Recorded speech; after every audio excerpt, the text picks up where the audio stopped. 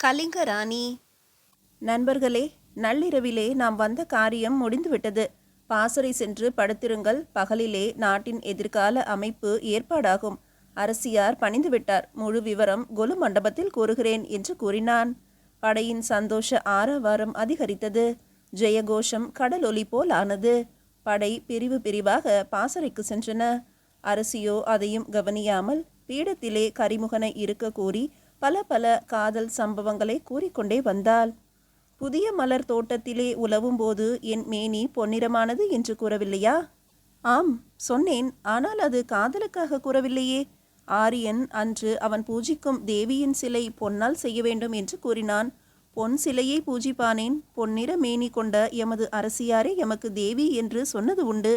காதலித்தேன் என்றா நினைத்தீர்? அது மட்டும்தானா? ஒரு மண்டலத்தை தங்கள் காலடியிலே கொண்டு வந்து காணிக்கை செலுத்துவேன் என்று ஒரு நாள் சொல்லவில்லையா? அதன் பொருள் என்ன? படைபலத்தை காட்டவே அவ்வாறு கூறினேன், காதலுக்காக அல்லவே. இரவு பகல் எந்த நேரமும் தங்களை பற்றியே எண்ணி எண்ணி ஏங்குகிறேன் என்று சொன்னது உண்டா இல்லையா? அதுவும் காதல் மொழி அல்லவா? சொன்னதுண்டு. தாங்கள் அரச காரியத்தை கவனிக்கவில்லை, மலர்புரியின் கீர்த்தியை பரப்ப முயலவில்லை என்று ஏங்கியே அவ்வாறு கூறினேன், மாலை சூட்ட அல்ல. நான் எதை எதை காதல் பேச்சு என்று நம்பினேனோ அவைகளையெல்லாம் நீ மறுத்து பேசுகிறாயே கரிமுகா. என் மீது பிறந்த காதலை தொல்லை நிரம்பிய அரசுக்காக அநியாயமாக கொன்றுவிடாதே என்று மலர்புரி அரசி கூறினது கேட்டு கரிமுகனின் மனம் மருண்டு விட்டது. நாம் எண்ணியது ஒன்று, நடப்பது நேர்மாறாக இருக்கிறதே, இது என்ன விபரீதம் என்று திகைத்தான். அரசி எதிர்ப்பாள், இல்லையேல் கதறுவாள் என்று எதிர்பார்த்தேனை ஒழிய காதல் மொழி பேசுவாள் என்று கனவு கூட கண்டதில்லை. மாதரிடம் நெருங்கி பழகியும் அறியாதவன் கரிமுகன். அதிலும் அரசியுடன் அவன் ஒரு நாளும் இதை எதிர்பார்த்தவன் அல்ல. எனவே கரிமுகன் ஒன்றும் தோன்றாது விழித்தான். அவன் திகைப்பது தெரிந்த அரசி மேலும் மேலும் காதலை பேசலானால். கர்ண கடூரமாகி கேட்டது கரிமுகனுக்கு. அகழிக்கு வெளியே வீரமணியின் படை ஆர்ப்பரிப்பறிந்தது. கரிமுகன் ஆட்களில் சிலர் அரண்மனைக்கு வந்தனர். மாடி மீது நின்றபடியே கரிமுகன் என்ன விஷயம் என்று கேட்க, மணியின் படைகள் அகழிக்கு வெளியே இருக்கின்றன என்று உரைத்தனர். கரிமுகன் பதில் கூறும் முன்பு அரசி அவனிடம், கரிமுகா, வீணாக நமது ஆட்கள் ஒருவரையொருவர் வெட்டி வீழ்த்தி கொள்ள வேண்டாம். மணியின் படை தேவிக்கு சொந்தம், அதை எதிர்ப்பது பாவம் என்றாள். தேவியும் அவள் திருவடி தாங்கியான ஆரியனும் அவனுக்கு துணையாக உள்ள மணியின் படையும் என்ன யோக்கியதை கொண்டன என்பதை நான் அறிவேன். நீ குறுக்கிட வேண்டாம். கொஞ்சு மொழி பேசி என் கோபத்தை தணிக்க முடியாது. நிச்சயமாக கூறுகிறேன், நான் உன்னை காதலித்ததும் இல்லை, இனி காதலிக்கப் போவதும் இல்லை. அரசு ஆளும் திறனை நீ இழந்து விட்டாய். ஆகவே முடி துறந்துவிடத்தான் வேண்டும். இதுவே என் முடிவான பேச்சு. இவ்வாறு கூறிய கரிமுகன், மணியின் படைகள் மீது இப்பக்கம் இருந்தே எரி அம்புகளை சொரியுங்கள், அகழ் சுற்று காவலரை சுறுசுறுப்பாக இருக்கச் செய்யுங்கள் என்று படை வீரருக்கு உத்தரவிட்டான். தனது தந்திர பேச்சு கரிமுகனை பதட்டமாக ஏதும் செய்ய ஒட்டாது தடுத்திட பயன்பட்டதே அன்றி அவனுடைய மூல நோக்கத்தை மாற்றாதது கண்டு அரசு சற்றே அஞ்சினாள். மணிவீரனின் படைகளும் தனக்கு உதவி செய்ய முடியாத நிலையில் இருப்பதையும் ஆரியன் ஏதும் செய்யாதிருப்பதையும் எண்ணி ஏங்கினாள். விடியும் மட்டும் பேசினாலும் கரிமுகன் தன் தீர்மானத்தை மாற்றிக்கொள்ள மாட்டான் என்பது தெரிந்து திகைப்புற்றாள். இப்போது மீண்டும் கரிமுகன் பேசினான். அரசியாராக நீர் இருத்தல் கூடாது என்று மட்டும் கூறுகின்றனே அன்றி உமக்கு வாழ்க்கை வசதியை தரவோ மதிப்பு தரவோ நான் மறுக்கவில்லை.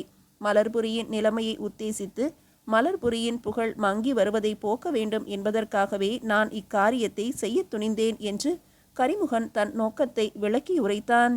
இப்படி இங்கே சொல் அம்புகள் பறந்து கொண்டிருந்த போது அங்கு அகழி வாயிலில் ஏரி அம்புகள் பறந்து கொண்டிருந்தன.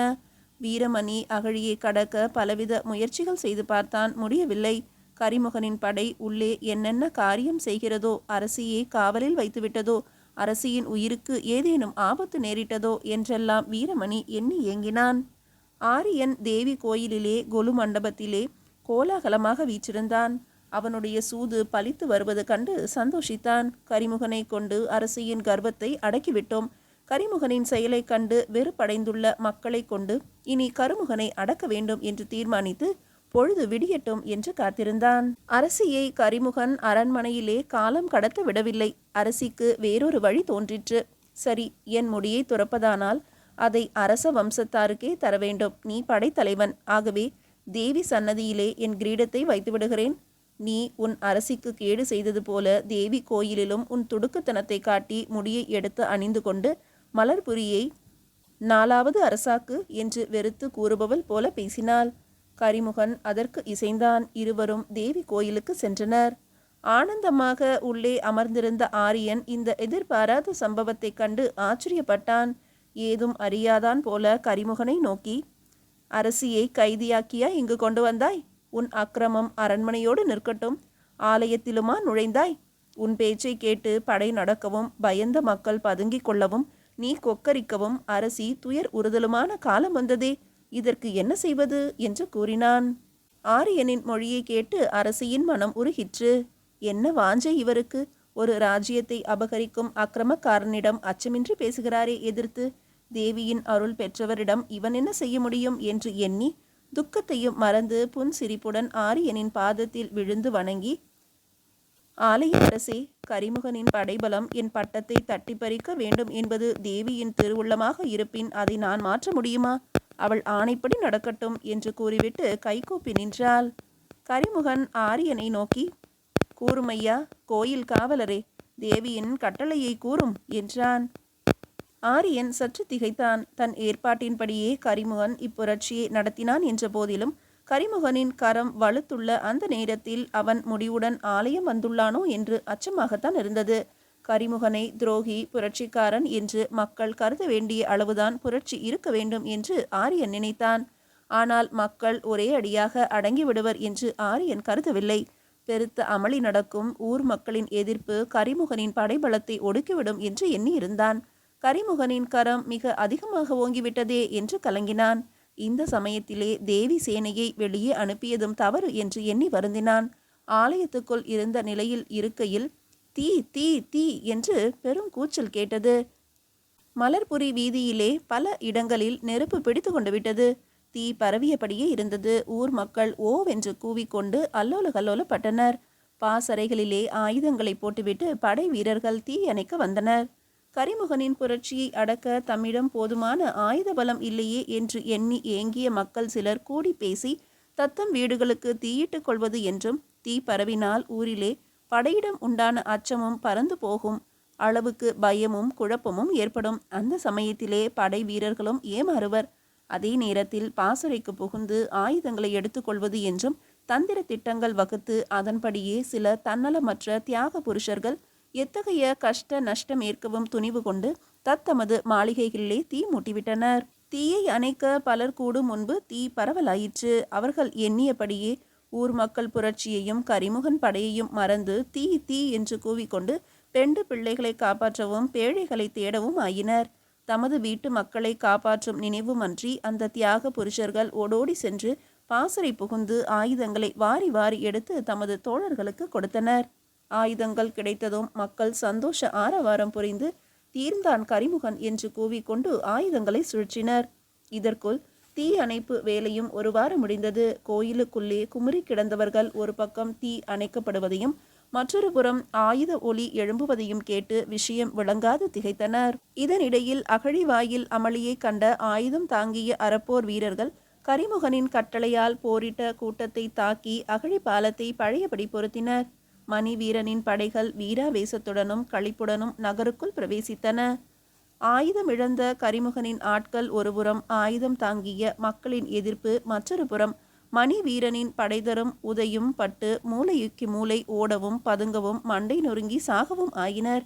வெற்றி தன் காலடியிலே கிடப்பதாக எண்ணி களித்திருந்த கரிமுகன் எதிர்பாராத விதமாக தீயும் தெருச்சண்டையும் பாசறை சூறையாடலும் படையின் திணறலும் மணி வீரனின் பிரவேசமும் நடந்திட கண்டு மனம் மருண்டு கோயிலை விட்டு வெளியே ஓடினான். ஆத்திரமடைந்த மக்களின் ஆயுதங்கள் பல அவன் அங்கங்களை சிதைத்தன. கோபம் கொண்ட கூட்டத்தால் மிதிப்பட்டு மாண்டான். அரசி வாழ்க, வாழ்க மணிவீரன், வாழ்க தீ, தீமூட்டிய வீரர் வாழ்க என்ற உற்சாக கூச்சலுடன் மக்கள் மணிவீரன் தலைமையில் ஊர்வலமாக கோயில் சென்றனர்.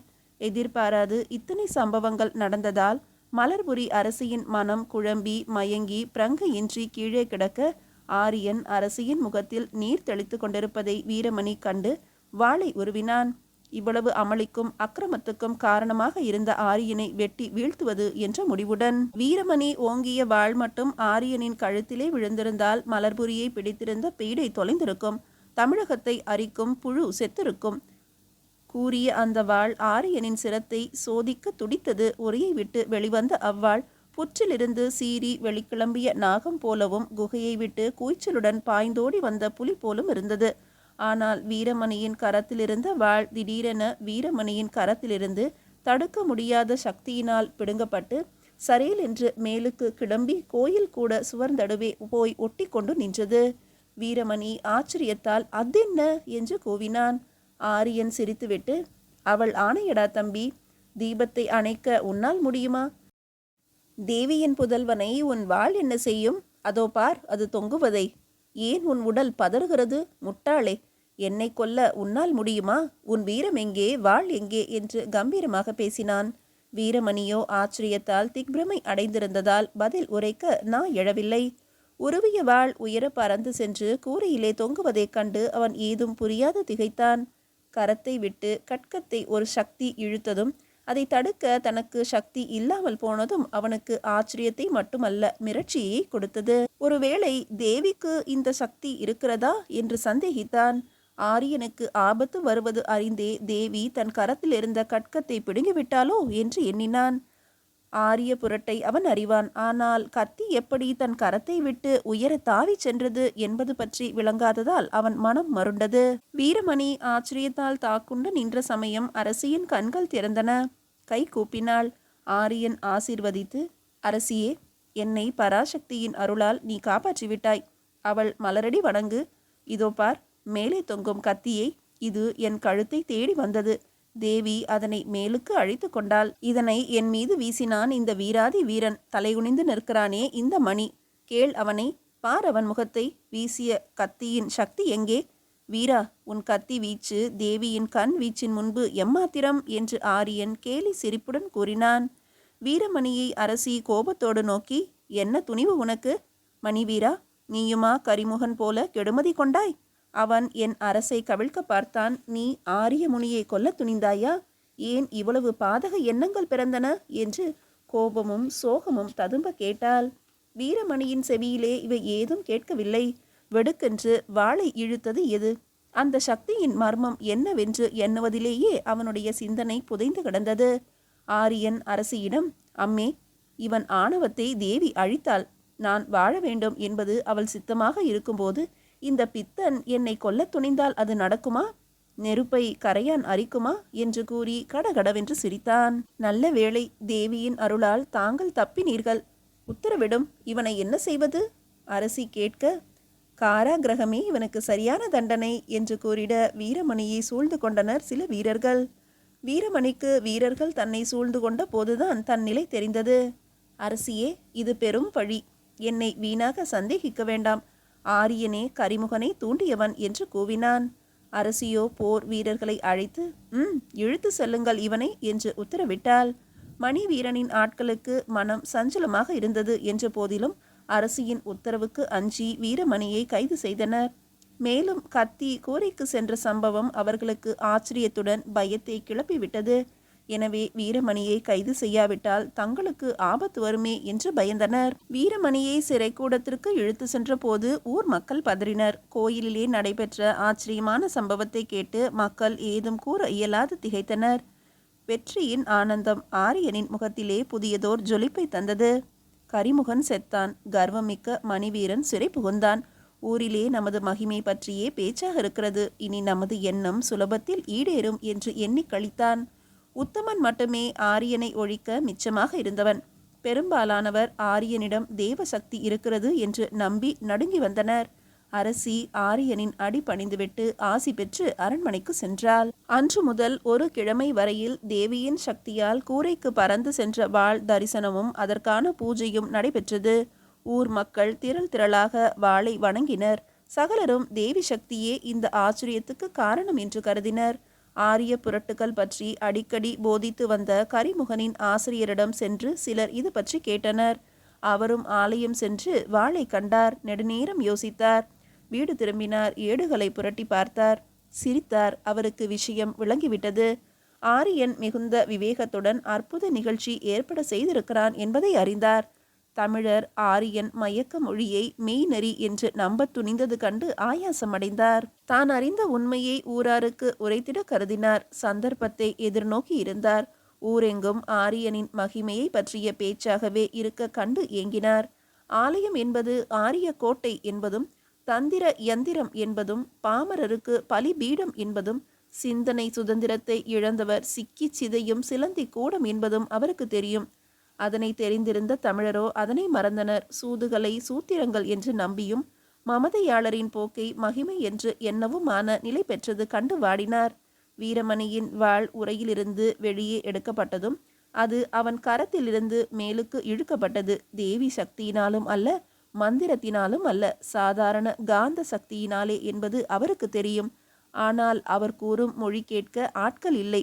ருஜு கேட்பர். நீ செய்து காட்டு என்று அறைகூவவும் செய்வர் என்பது ஆசிரியருக்கு தெரியும்.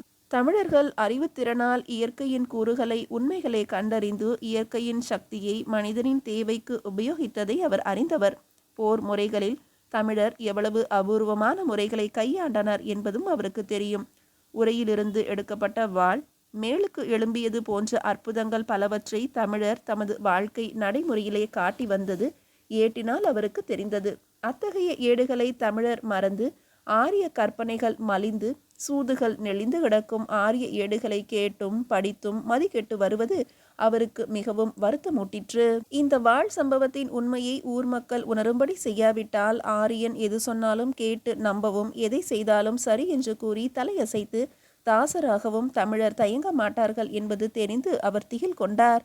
அரசியின் கண்கள் ஆரிய நோயினால் கெட்டு கிடப்பது தமிழகத்தையே கெடுத்துவிடும் என்று துக்கித்தார். சுவடிகளை புரட்டும் தமிழ் புலவர் இனி ஸ்லோகம் கூறுபவருக்கு அடைப்பம் தாங்கும் நிலை வருமோ என்று அஞ்சி அறிவுத்துறையிலே ஆற்றல் உள்ளவர்களாக இருந்து அழியா புகழ்பெற்ற அருந்தமிழ் புலவர்கள் தேய்ந்து வருவதை எண்ணி எண்ணி மனம் புழுங்கினார். அதுவரை மூலையில் கிடந்தவரும் முத்தமிழில் முழு திறமையற்றவருமாக இருந்து வெறும் ஏடு தாங்கிகளாக இருந்த சில தமிழ் பண்டிதர்கள் வாழ் சம்பவத்தால் ஆரியனுக்கு ஏற்பட்ட மகிமையை கண்டு அவன் புகழ் பாடி பல் இழித்து நிற்க புறப்பட்டது கண்டு கடும் கோபம் கொண்டார். சில்லறை அறிவும் சுயநல வேட்கையும் பொருள் ஆசையும் கொண்ட சில புலவர்கள் மணிவீரன் வீழ்ச்சி, தேவி திருவருள், வாழ்விடு தூது என்று பாக்கள் அமைத்து ஆரிய பாதம் தாங்கிகளாகி அவற்றை படித்து பொருள் ஈட்டவும் ஆரியனின் ஆதரவை பெறவும் கிளம்பினர். தமது கவித்திறமையை கபடனுக்கு காணிக்கையாக தந்து பொன் பெற்று வாழ வழி செய்து கொண்டனர். இவ்விதம் தமிழும் தமிழ் அறிவும் கலையும் கலைவாணரும் ஆரியத்துக்கு அரணாக அமைக்கப்படுவது தன்மான தமிழ் புலவருக்கு தாங்கொன்னா துயர் கொடுத்தது. என்ன நேரிட்டாலும் சரி, உண்மையை உரைத்திடுவது என்று தீர்மானித்தார் புலவர். அரசிக்கு ஒரு ஓலை விடுத்தார். அதிலே ஆரியன் கூறியபடி தேவி சக்தியினால் வாழ் கூரையில் தொங்கவில்லை என்றும், இயற்கையான ஒரு பொருளின் சக்தியினாலேயே இது நிகழ்ந்தது என்றும், இதை விளக்கிட தயாராக தாம் இருப்பதாகவும், சபை கூட்டினால் அது பற்றி சகலமும் செப்ப முடியும் என்றும் புலவர் எழுதி இருந்ததுடன் இவ்விதமான மடல் விடுத்திருக்கும் செய்தியை நாற்சந்திகளிலே நின்று கூறிடவும் ஆனார். ஊருக்கு இது ஒரு புதிய ஆச்சரியமாக இருந்தது. இவன் ஒரு புதிய பித்தன் என்று அரசி எண்ணினாள். நமது கீர்த்தியை கண்டு பொறாமைப்பட்டே இக்கிழவன் இதுபோல பேசுகிறான் என்று ஆரியதாசனாகிவிட்ட புலவர்கள் எண்ணினர்.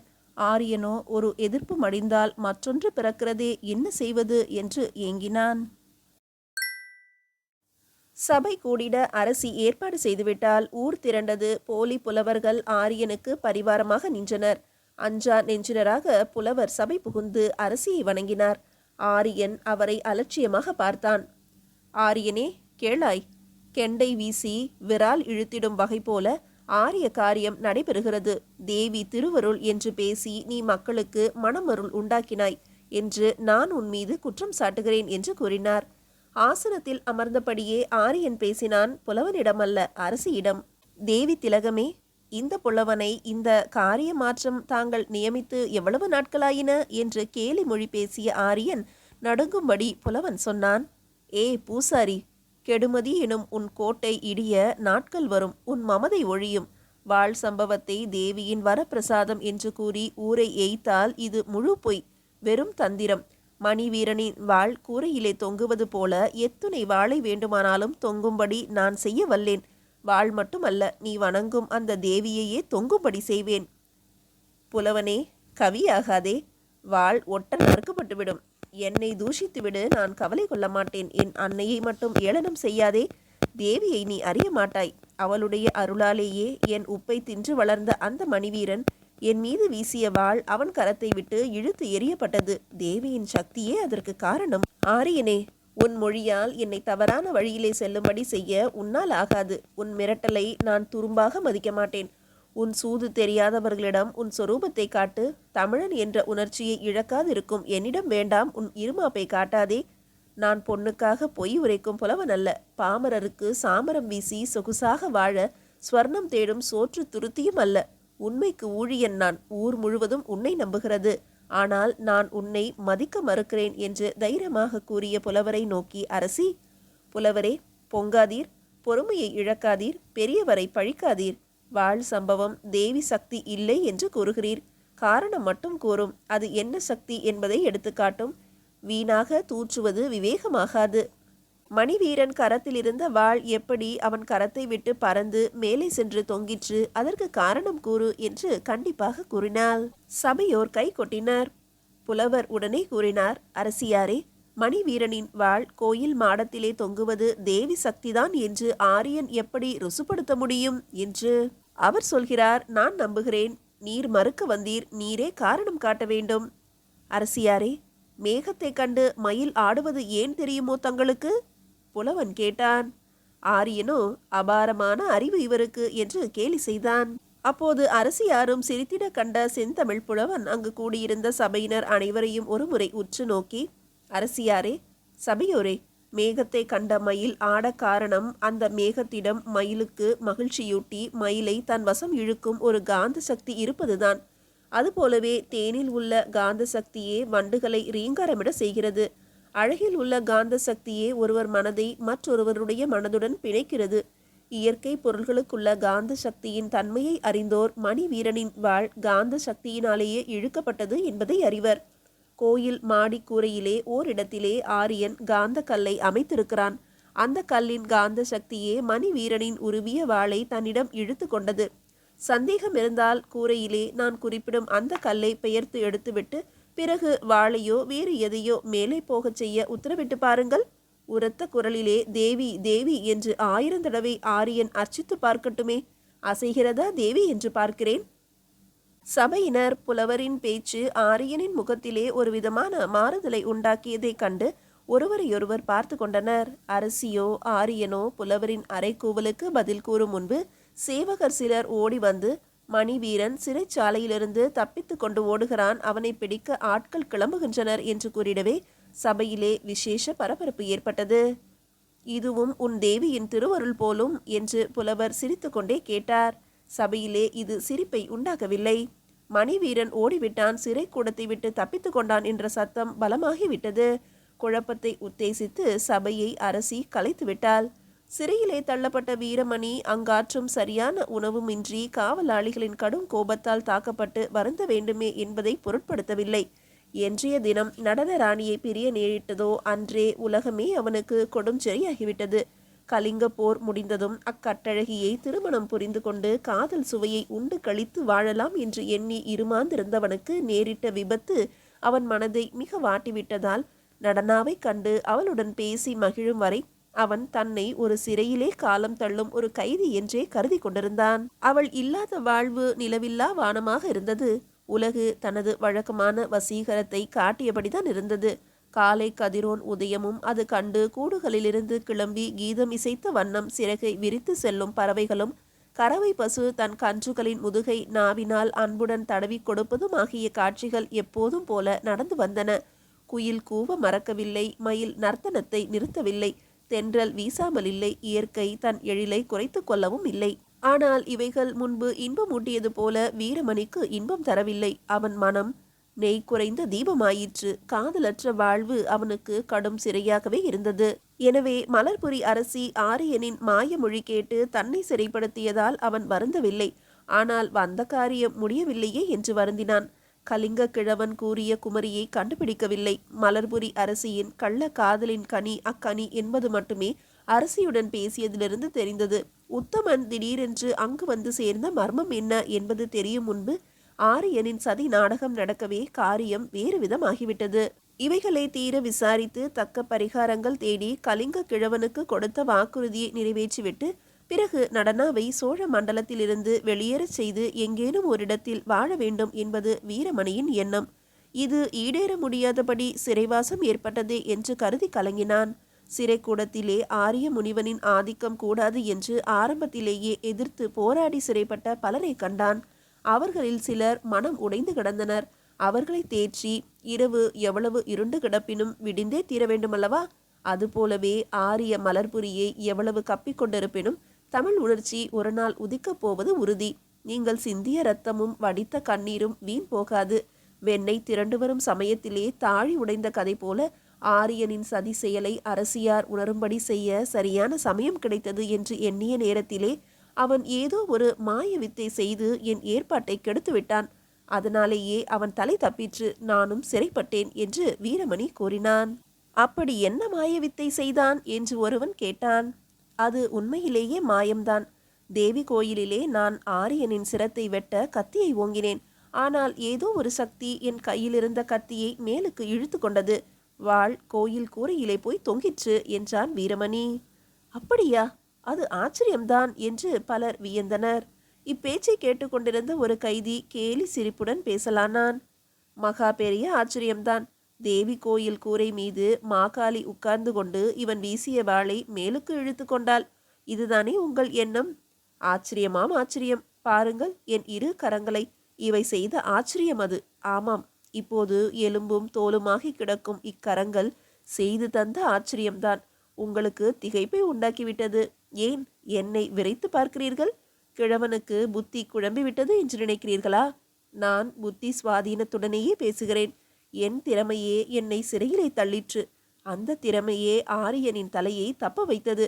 அத்திறமையே இவனை சிறைக்கும் அனுப்பி வைத்தது என்று அந்த கிழ கைதி பேசினார். வீரமணி அவரை அன்புடன் உபசரித்து, பெரியவரே, நாங்கள் அனுபவம் இல்லாதவர்கள் ஆகையினால் தங்களின் அற உரையின் பொருள் எமக்கு விளங்கவில்லை. தயவு செய்து எமக்கு அந்த வாள் மேல் ஏறிய விந்தையை விளக்குங்கள் என்று வேண்டிக் கொண்டான். அப்படி கேள் தம்பி, உன்னை விட அதிக வினயமாகத்தான் ஆரியன் என்னிடம் பேசினான். ஊராளும் அரசியையே தன் உள்ளங்கையில் அடக்கி வைத்துள்ள ஆரியன் என்னிடம் அன்போடும் மரியாதையுடனும் பேச கேட்டு நான் சற்று கர்வமடைந்தேன்.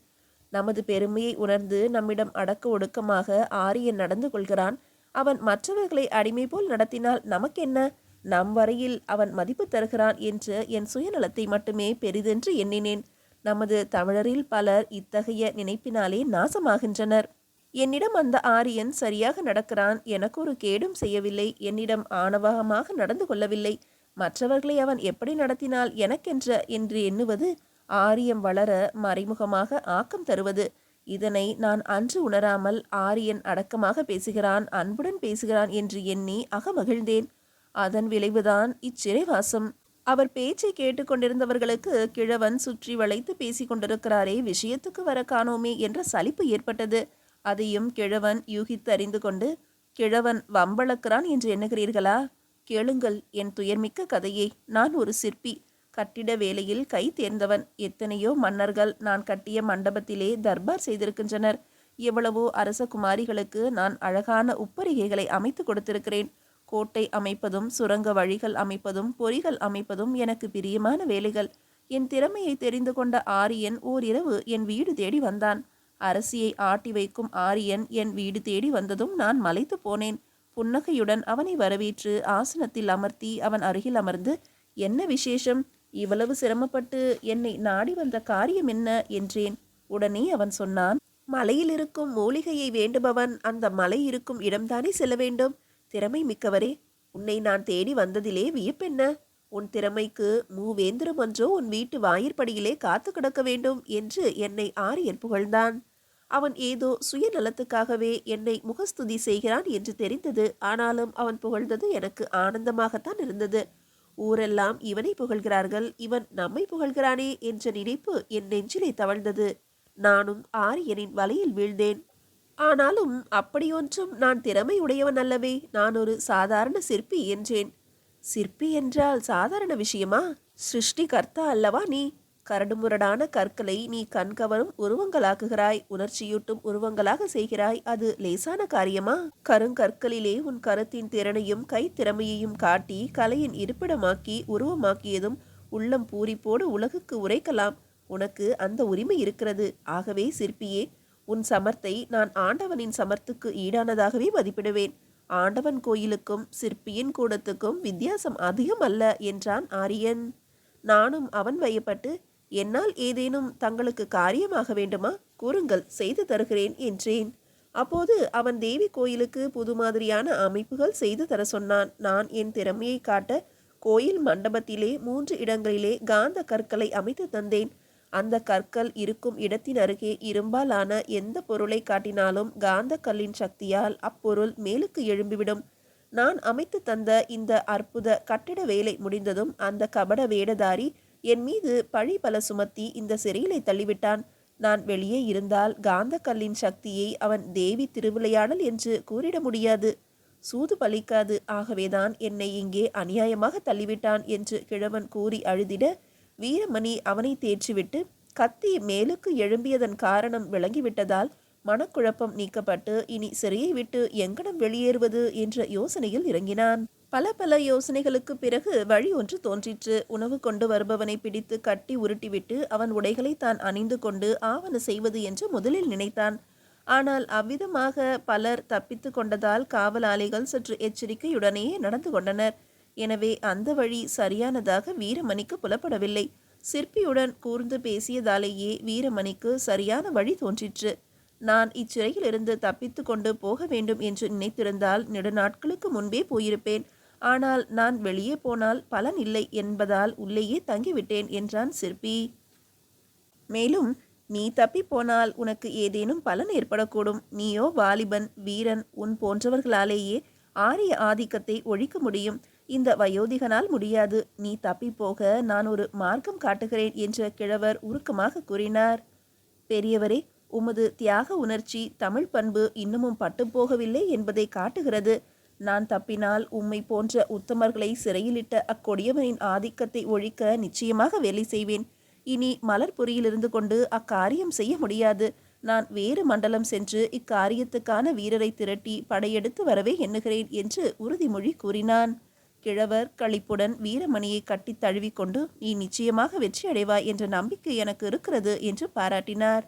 1 வார காலத்தில் சிற்பி சிறைச்சாலையிலேயே கிடைக்கக்கூடிய பொருட்களை கொண்டு கருவிகள் தயாரித்து வீரமணிக்கென்று என ஏற்பட்டிருந்த அறைக்கு வரும் தாழ்வாரத்திலே சில கற்களை பெயர்த்து எடுத்துவிட்டு பள்ளம் உண்டாக்கிவிட்டார். அதன் மீது கருப்பு கம்பளியை கற்பாறை போல தெரியும்படி மூடி வைத்தார். இது தெரியாத சிறை காவலன் அன்று இரவு வீரமணியையும் மற்ற கைதிகளையும் அறைக்கு போக சொல்லிவிட்டு தாழ்வாரத்தின் வழியாக சென்றான். பள்ளத்திலே வீழ்ந்தான். இதனை எதிர்பார்த்து கொண்டிருந்த வீரமணி ஒரே அடியாக பாய்ந்து காவலாளியின் குரல் வலையை பிடித்து அழுத்திவிட்டு கட்டி போட்டுவிட்டு அவன் உடைகளை தான் அணிந்து கொண்டு மற்ற காவலாளிகளை ஏய்த்துவிட்டு வெளியேறிவிட்டான். சிறையை நோக்கி நடுச்சாம காவலாளி வந்தான். கைதிகள் சிரித்து கொண்டும் கேலி பேசிக்கொண்டும் இருப்பதைக் கண்டு எரிச்சல் கொண்டான். உடனே அங்குள்ள விளக்குகளை தூண்டிவிட்டு இடத்தை சோதித்தான். தாழ்வாரத்திலே பள்ளம் இருக்க கண்டு ஆச்சரியப்பட்டு அறைகளை சோதிக்க வீரமணியின் அறையிலே ஒரு உருவம் அப்போது கிடக்க அருகே சென்று பார்த்தான். வீரமணிக்கு பதில் காவலாளி கை கால் கட்டப்பட்டு உருண்டு கிடக்க கண்டதும் வீரமணி தப்பிவிட்டான் என்பதை தெரிந்து கூவினான். காவலாளிகள் வெளியே சென்று தேடவும் அரசிக்கு சொல்லி அனுப்பவும் ஆயினர். கூக்குரல் அடங்கும் முன்பு வீரமணி ஊர்ப்புறம் அடைந்தான். காவலாளி வேடத்தை கலைத்துவிட்டு ஓடலானான். குதிரை மீது ஏறிக்கொண்டு சிலர் தன்னை தேடிக்கொண்டு வர கண்டு வீரமணி ஊருக்கு அடுத்திருந்த கானகத்துக்குள் நுழைந்து அடர்ந்த பகுதிக்கு போய் அங்கு காணப்பட்ட ஒரு குகையில் புகுந்தான். குகையிலே வீரமணி உள்ளே நுழைந்து குகையை கூர்ந்து நோக்குகையில் 2 நெருப்பு பொறிகள் தெரிந்தன. பொறிகள் வர வர பெரிதாகி கொண்டே வரத் தொடங்கிற்று. காலடி சத்தம் கேட்டது. வீரமணி திடுக்கிட்டான். தன்னை நோக்கி ஒரு புலி வருகிறது என்பது தெரிந்தது. என்ன செய்வது என்று தீர்மானிக்கும் முன்பு புலி சீறிக்கொண்டே வீரமணியை நெருங்கியது. புலிக்கு இரையாவதிலிருந்து தப்பித்து கொள்ள ஒரு வழியும் இல்லையே. வெளியாக இருந்தாலாவது புலியுடன் கட்டி புரண்டு போரிட்டாவது மாளலாம். ஓடி சண்டை செய்ய முடியாத இக்குகையில் அல்லவா சிக்கிக்கொண்டோம்.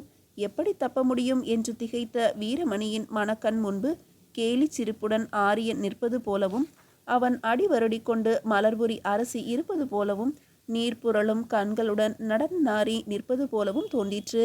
சாவுக்கும் தனக்கும் இடையே சில அடிகள் மட்டுமே இருப்பதை எண்ணினான். மயக்கம் உண்டாயிற்று. கண்கள் மூடின. காது குடையும்படியான பெரும் கூச்சல் கேட்டு மூடின விழியை திறந்தான். எதிரே இருந்த புலி மரண அவஸ்தைப்படுவதைக் கண்டான். வீரமணி மீது பாய புலி தயாராக இருந்தபோது குகையின் கூரை சுவரில் பிளத்திலிருந்த மலைப்பாம்பு தன்னை சுற்றி வளைக்கவே புலி பெரும் கூச்சலிட்டு சுவரிலே மோதியும் தரையிலே புரண்டும் கால் நெகங்களால் பாம்பின் உடலை கீறியும் மலைப்பாம்பின் பிடியிலிருந்து தன்னை விடுவித்து கொள்ள போரிட்டது. மலைப்பாம்போ பிளத்திலே பாதி உடலை வைத்துக்கொண்டு மற்ற பாதியால் புலியின் வயிற்றை இறுக்கிற்று. வினாடிக்கு வினாடி புலியின் வாயிலே நுரை தள்ளலாயிற்று. விழி வெளி வந்துவிடும் போல் ஆகிவிட்டது. மலைப்பாம்பின் பிணைப்பை நீக்க முடியாது புலி தவித்தது. இக்காட்சியை கண்ட வீரமணி கழித்து இதுதான் சமயம் என்பது தெரிந்து குகையை விட்டு வெளியே வந்துவிட்டான். புலியின் சத்தம் வர வர அடங்கலாயிற்று. சரி, மலைப்பாம்பு வெற்றி பெற்றுவிட்டது போலும் என்று எண்ணியபடியே வீரமணி கானகத்திலே மேலும் சென்றான். ஒவ்வொரு புதருக்கு அருகிலும் சலசலப்பு கேட்கும் போதெல்லாம் புலியோ சிறுத்தையோ என்று பயப்பட வேண்டியிருந்தது. காட்டை கடக்க முடியுமா? வழியிலேயே பிணமாகி மிருகத்துக்கு இரையாக வேண்டியதுதானா என்று சந்தேகிக்க வேண்டி இருந்தது. எதிர்பாராத ஆபத்துக்கள் இமை கொட்டுவதற்குள் ஏற்படக்கூடிய அந்த அடவியையும் கடந்தாக வேண்டும்.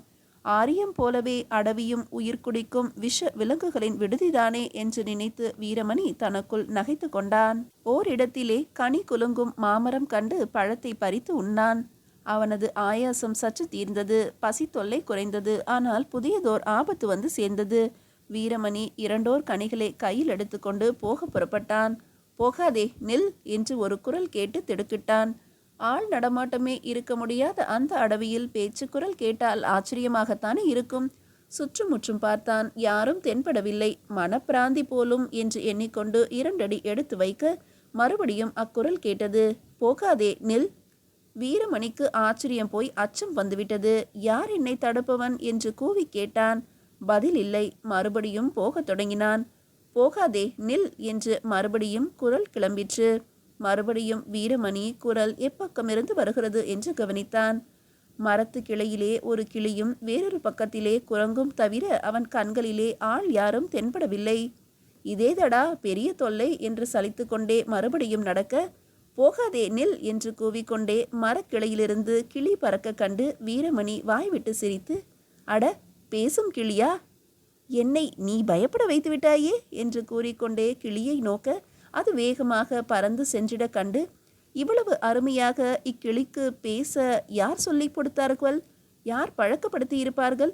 பேசும் கிளி இங்கு காணப்பட்டதால் பக்கத்திலே யாரோ வசிக்கிறார்கள் என்று தோன்றுகிறதே.